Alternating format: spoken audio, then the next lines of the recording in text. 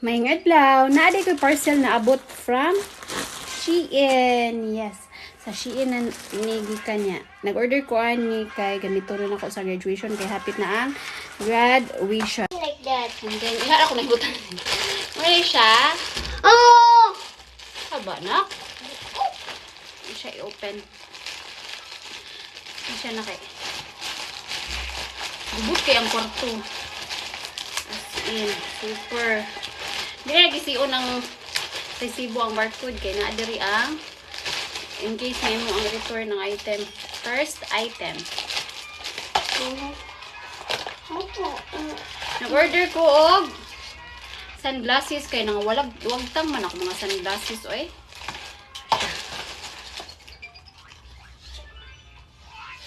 Diba? Oh, bongga. And then yan to. Ano siya?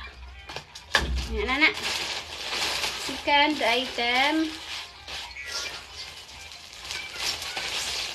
Akong scared. Yeah, scared. And then may ila jud mo original na kanang kuan mo kay kanang top. Lo. Suot na ko graduation. And then this one. Ipalit ko og jeans kay wala na jeans. Wala na ko jeans. Baka masuot bitaw. Kailangan ko ng mga mom jeans. Inana. Dakuha ni mo. Dakuro kayo na isuot ko niyo rin.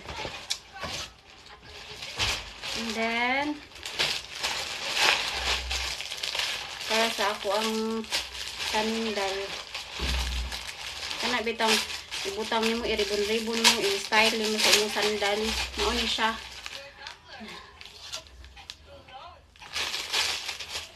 And then belt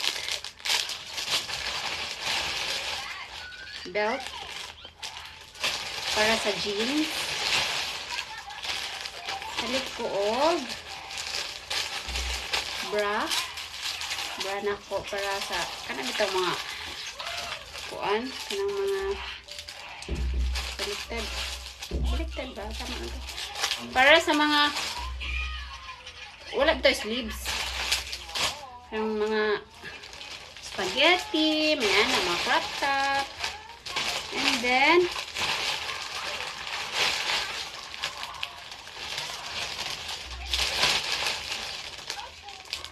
bracelet. And then quintas na siya niya.